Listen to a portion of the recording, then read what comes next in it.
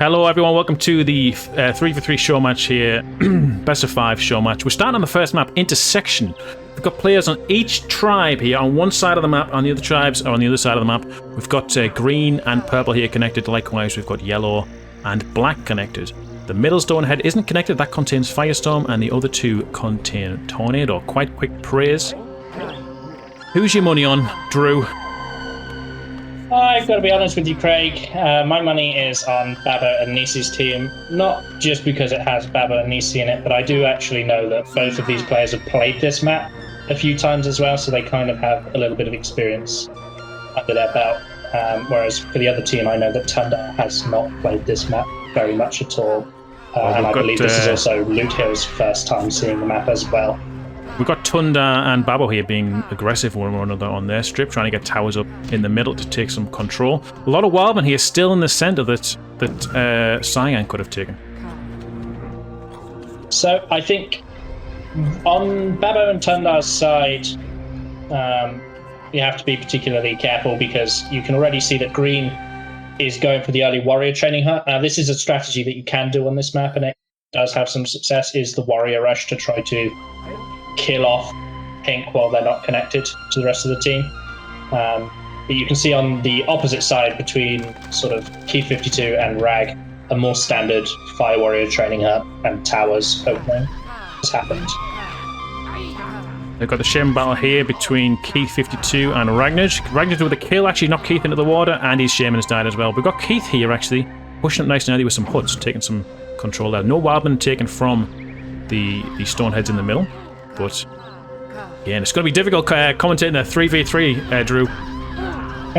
I'm already losing track of it. I've missed 2 Shaman duels so far, and there's only been 2. I'm looking in the wrong place all the time, as we've just had Tunda's Shaman go down as well. And Nisi has connected to the centre now. He's got these Braves there with wood. I was going to build a tower.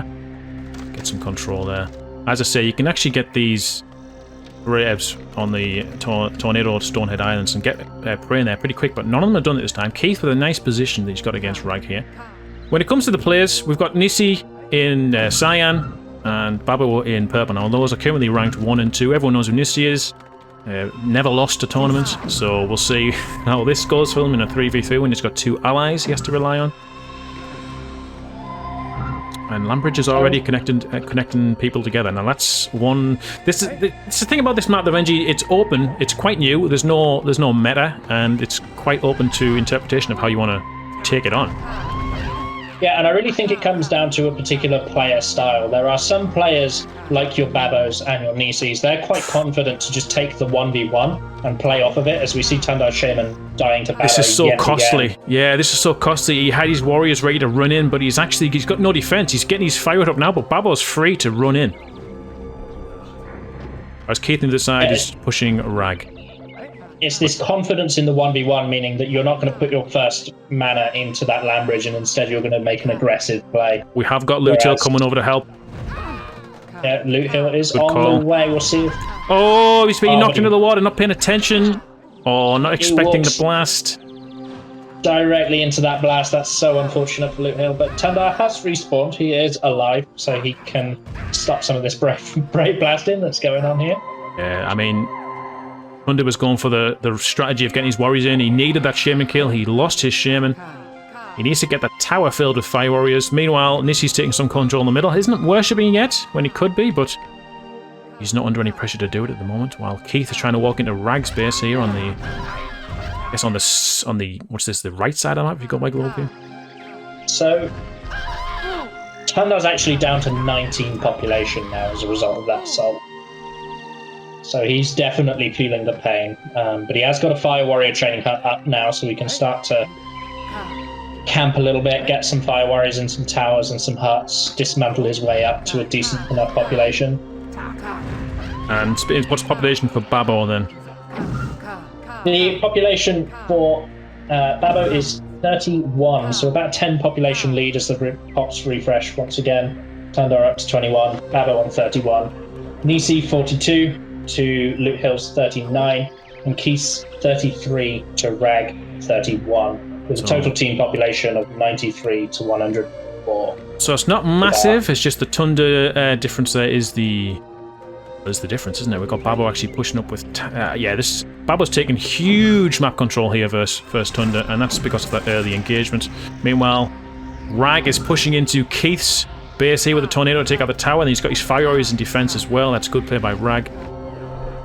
Nisi's doing what I like on this map as well, and he's making sure that his land bridges towards his allies are done from this middle point. And I actually prefer that to these back land bridges, because if one of your allies falls, this is a free path into the heart of your base. Whereas these middle territory ones allows for a lot of shaman flexibility if you've got the control without any risk to your base.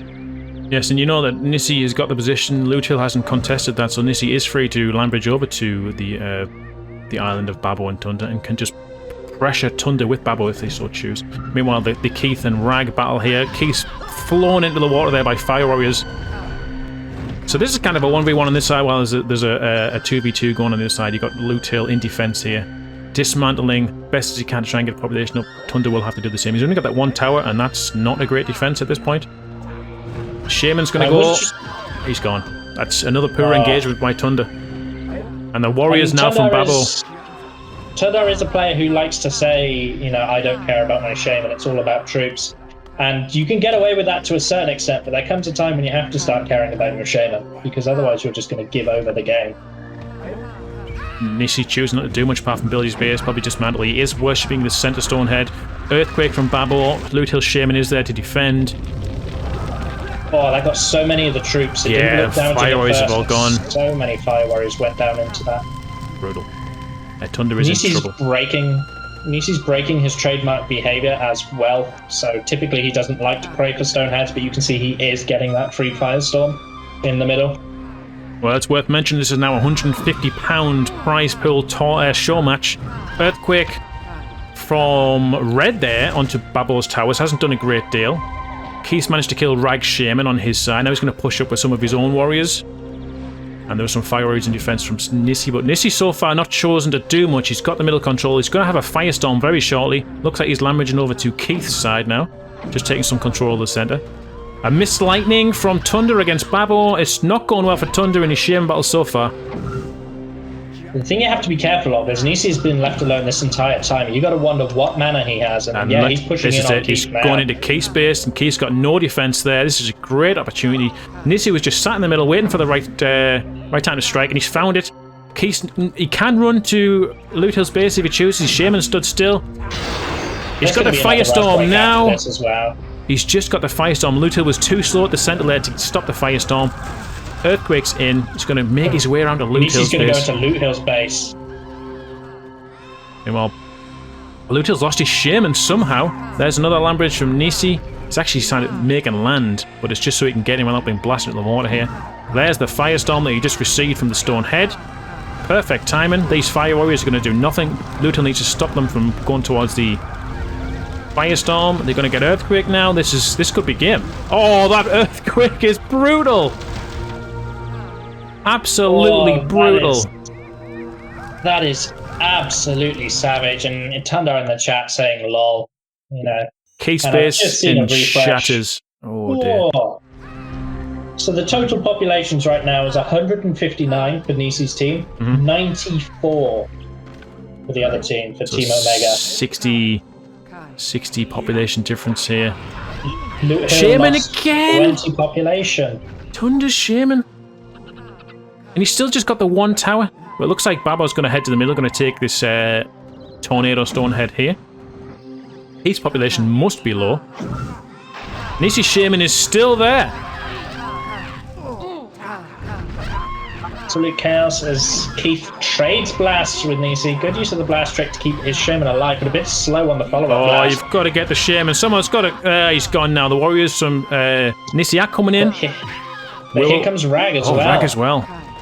If he's got lightning, maybe even tornado to the shaman. Make sure these troops get in. Troops are running in without any... The lightning's a miss. He's going to go in the water. That's game. These warriors are in. The shaman's there.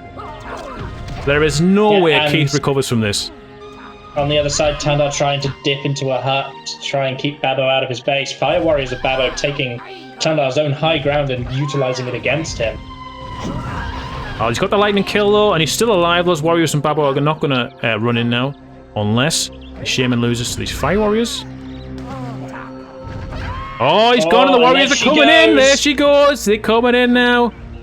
Meanwhile, Keith struggling. Rag is still alive in their base. We are only at 10 minutes and this game looks over. Nisi now has more population than the entirety of Team Omega combined. Wow. Yeah, he's just building in the center, building on the land that he created. Babo's now going to get a tornado. Lutil coming over to Keyside with his Shaman to try and get Rag's Shaman. Keith managed to keep himself alive with the land bridge trick there, but it's too little too late. What is the population of Team Alpha? Team Alpha are sporting an impressive 199 population, with Nisi having 84, Rag at 55, and Babo at 60. Team Omega only on 67 population, 37 to Loot Hill, 2 to Keith, and 28 for Tunda. So Keith really is last legs. He doesn't even have the population to blast anymore. Nissi's on the other side now, casting Earthquake into Tunda's base while the troops from Babo are pouring in. Now in terms of players here, the surrender's in, the team's given up. I mean, as much as I like to play the optimist and talk about what teams can do, there was really nothing that Team Omega could do from this position. But the problem is, Nissi just had free reign from the center. It wasn't contested by Lutil. He could either go left, he could go right, he could go straight on. He had all the choices, and he chose to go into Keith's base, which was poorly defended because he was heavily fighting against Rag, so there we go.